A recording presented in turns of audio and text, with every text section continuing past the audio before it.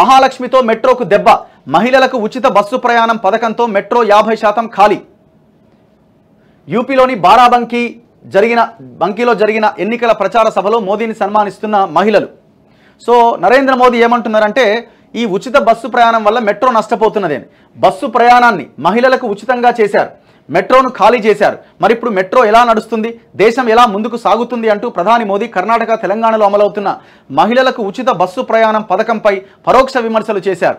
ఈ పథకం వల్ల ట్రాఫిక్కు, పర్యావరణానికి ఇబ్బందులు కలుగుతాయని వ్యాఖ్యానించారు. అసలు ఎన్నికల కోసం రాష్ట్ర ఖజానాను ఖాళీ చేసే హక్కు ఎవరికీ లేదని ఆయన తేల్చి చెప్పారు.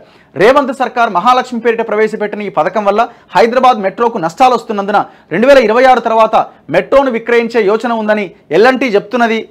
దాన్ని పరిశీలించాలి, ఇది అన్యాయం అని నరేంద్ర మోదీ అంటున్నారు. సరే, ఇప్పుడు మెట్రో లాస్లో ఉందా, నష్టాల్లో ఉందా అన్నది ఒక పాయింట్ అయితే, మహిళలకు ఉచిత బస్సు ప్రయాణం మీద రకరకాల అభిప్రాయాలు ఉన్నాయి. మహిళలు కూడా ఏమంటున్నారు, దీనికి మొత్తం కాదు కొంత ఛార్జ్ పెట్టండి అంటున్నారు. లేదు ఇది బాగానే ఉందని కొంతమంది అంటున్నారు. ఇట్లా మిక్స్డ్ ఒపీనియన్స్ ఉన్నాయి. దీనివల్ల ఆటో కార్మికులు పూర్తిగా దెబ్బతింటున్నారు, వాళ్ళ జీవితాలు ఆగమవుతున్నాయి. ఇది ఇంకొక సబ్జెక్ట్, లింక్ ఉన్న సబ్జెక్ట్. ఇట్లా పాజిటివ్ పాయింట్స్ ఉన్నాయి, నెగిటివ్ పాయింట్స్ కూడా అదే స్థాయిలో వినబడతా ఉన్నాయి.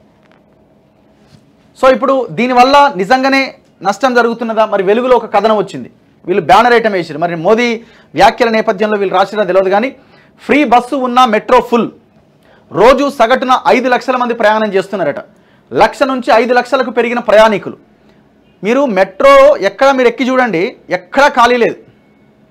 మెట్రో ఎక్కడ ఏ రోజు ఖాళీ ఉండదు. మీరు ఏ సమయంలో వెళ్ళండి అది ఫుల్గా ఉంటుంది. మెట్రోలో ఎక్కే వాళ్ళు మెట్రోలో ఎక్కుతున్నారు. ఇప్పుడు ఉచిత బస్సు ప్రయాణం ఉందని చెప్పి మెట్రోలో ప్రయాణించిన వాళ్ళు వెళ్లకుండా బస్సులో తిరుగుతున్నారా? అందులో ఎంతమంది తిరుగుతారు? వెళ్తుండొచ్చు కొంతమంది. అంటే అసలు మెట్రో మొత్తం ఖాళీగా నడిచేంత స్థాయిలో మెట్రో ఎక్కకుండా వెళ్తున్నారా? రద్దీగా కంపార్ట్మెంట్లు, కిక్కిరిసిపోతున్న విమెన్స్ స్పెషల్ బోగీల సంఖ్య పెంచాలని ప్యాసింజర్ల విజ్ఞప్తులు. హైదరాబాద్ మెట్రో రైళ్లలో రోజు రోజుకి రద్దీ పెరుగుతున్నది. ఒకప్పుడు రోజు లక్ష మంది ప్రయాణించగా ఇప్పుడు రోజు సగటున 5 లక్షల మంది ప్రయాణిస్తున్నారు. ఉదయం సాయంత్రం పీక్ అవర్స్లో బోగీల్లో నిలబడడానికి కూడా జాగా దొరకట్లే. ఇలా నిత్యం రద్దీతో మెట్రో నడుస్తుంటే ఫ్రీ బస్సు వల్ల ఆదరణ తగ్గుతోందంటూ బయట ప్రచారం జరుగుతున్నది. అయితే ఇదంతా ఇప్పుడు తప్పుడు ప్రచారం అని మెట్రో ఉద్యోగులు, ప్రయాణికులు అంటున్నారు. గతంతో పోలిస్తే మెట్రోలో రష్ ఇంకా ఎక్కువైందని, అసలు బోగీలలో ఖాళీ ఉండడం లేదని చెబుతున్నారు. మహిళల కోసం కేటాయించిన విమెన్స్ స్పెషల్ బోగీలు అయితే కిక్కిరిసిపోతున్నాయని, జనరల్ బోగీల్లో కూడా మహిళలే పెద్ద సంఖ్యలో ఉంటున్నారని పేర్కొంటున్నారు. విమెన్స్ స్పెషల్ బోగీలతో పాటు జనరల్ బోగీల సంఖ్యను కూడా పెంచాలని కోరుతున్నారు. ఢిల్లీలో కొన్నేళ్లుగా మహిళలకు ఫ్రీ బస్ స్కీమ్ అమలవుతున్నది. అక్కడ మెట్రో ప్రయాణికుల సంఖ్య పెరిగిందే తప్ప తగ్గలే. అసలు ఇప్పటి వరకు అక్కడ అలాంటి చర్చనే జరగలే. మన దగ్గర మహిళలకు ఫ్రీ బస్ స్కీమ్ను డిసెంబర్లో ప్రభుత్వం ప్రారంభించింది. అప్పటి నుంచి మెట్రో పైన ఎలాంటి ప్రభావం పడలే. ప్రయాణికుల సంఖ్య పెరిగిందే తప్ప తగ్గలేదని చెబుతున్నారు. ఇగో ఇది మెట్రో సిచ్యువేషన్. సరే, ఈ ఫోటో ప్రతి సందర్భంలో మీరు ఏ టైం పోయినా ఇట్లాంటి సిచ్యువేషన్ ఉండకపోవచ్చు, కొన్నిసార్లు ఖాళీగా కూడా కనబడవచ్చు. కానీ ఓవరాల్గా మెట్రోకి వచ్చే నష్టం అయితే ఏమీ లేదు అక్కడ. మీరు చూడండి, కేవలం మెట్రో ప్రయాణికుల సంపాదన మీదనే ఆధారపడడం కాదు.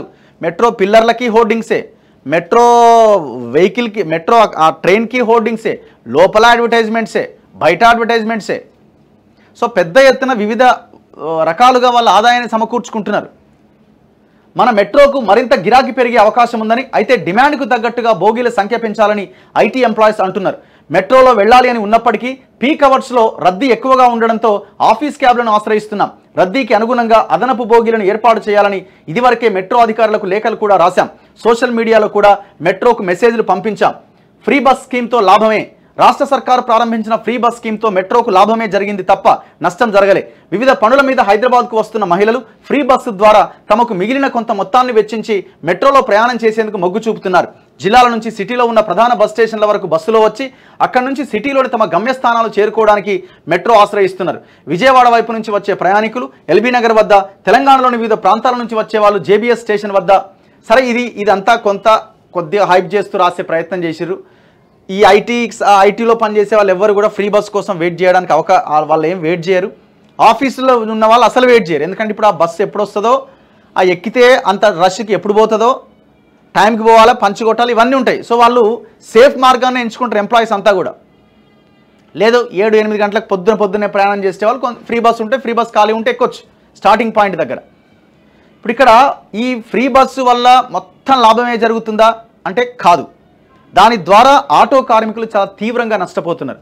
వాళ్ళ యొక్క సమస్యని అడ్రస్ చేయాల్సిన అవసరం ఉంది. వాళ్ళ సమస్యని అడ్రస్ చేయకుండా మీరు ఎంత గొప్ప స్కీమ్ని అమలు చేసినా ఉపయోగం లేదు అనే చెప్తాను నేను. ఎందుకంటే అవి కూడా కుటుంబాలే కదా, వాళ్ళు కూడా తెలంగాణ బిడ్డలే కదా, అంత పేద ప్రజలే కదా. ఎవరు నడుపుతారండి ఆటో? కింది వర్గాల ప్రజలు పాపం వాళ్ళు ఏదో ఆటో కొనుక్కోనో ఫైనాన్స్లో తెచ్చుకోనో ఈఎంఐలు కట్టుకుంటూ ఆటో నడుపుతారు. ఇప్పుడు ఆయనకి ఆ ఈఎంఐ కట్టలేని డబ్బులు కూడా రానప్పుడు, ఇల్లు కూడా గడవని సిచ్యువేషన్ ఉన్నప్పుడు ఈఎంఐ ఎట కడతాడు? ఆటో ఉంటుందా ఆయన చేతిలో?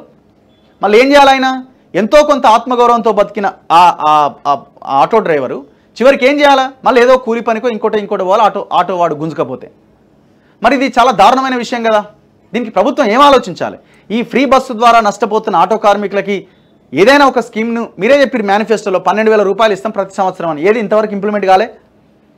ఇంప్లిమెంట్ చేయడానికి ఆలోచన ఏమైనా చేస్తున్నారా? సో నష్టపోతున్నది ఎవరంటే మెట్రోనో ఇంకెవరో కాదు, ఆటో కార్మికులు నష్టపోతున్నారు. మీకు మెట్రో మీద ఉన్న ప్రేమ ఆటో కార్మికుల మీద పెట్టండి. మెట్రోకి ఏమి నష్టం లేదు, మెట్రో ఏమి ఇదైపోయి ఆ సిచ్యువేషన్లో ఏమీ లేదు.